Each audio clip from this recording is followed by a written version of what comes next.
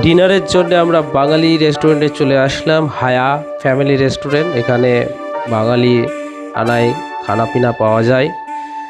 রেস্টুরেন্টের কর্মচারীরাও বাংলা কথায় কথা বলবে।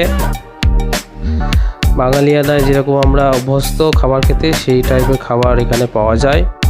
সুতরাং আমরা এখানে রাত্রের খাবার সেরে নেব। আমরা সকলে চলে এসেছি, পুরো ক্লান্ত থেকেও আমরা আমাদের লক্ষ্যে অবিচল। যেহেতু গোয়া বলে কথা, একদম মিস করা যাবে না। এইদিকে মেনু লিস্ট দেখছে, চেক করছে কোনটা খাওয়া যায়। এক বাঙালি কর্মচারীকে ডেকে তার থেকে সাজেশন নেওয়া হচ্ছে। সে আমাদেরকে দেখাচ্ছে মাছ। এটি ভাংড়া ফিশ, টেস্টি খুব। এই ভাংড়া ফিশটি খেলে রক্ত হয় শরীরে। তাছাড়া কিং ফিশ হচ্ছে সব থেকে মূল্যবান দামি ফিশ। এটি কিং ফিশ।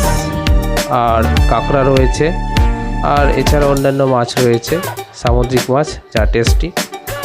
আমরা গাইস বসে গেছি খাওয়ার জন্য। এ হচ্ছে চারিদিক ঘুরিয়ে দেখাচ্ছি।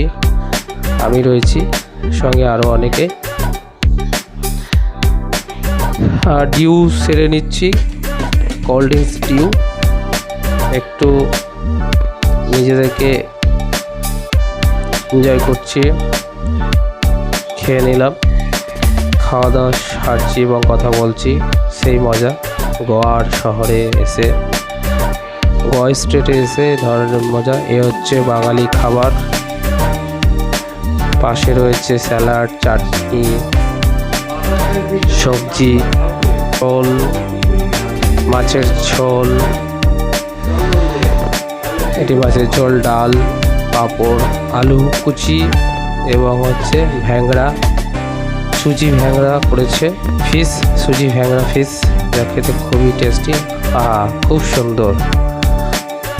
বলে বোঝাতে পারবো না। এটি বাঙালি রেস্টুরেন্ট হায়া। তো আমরা ডিনার সেরে নিলাম ইতিমধ্যে।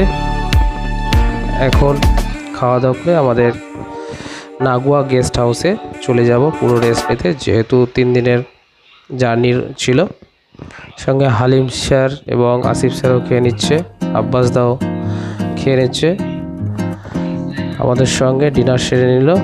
সকলে আমরা খুশি। Bye bye, good night.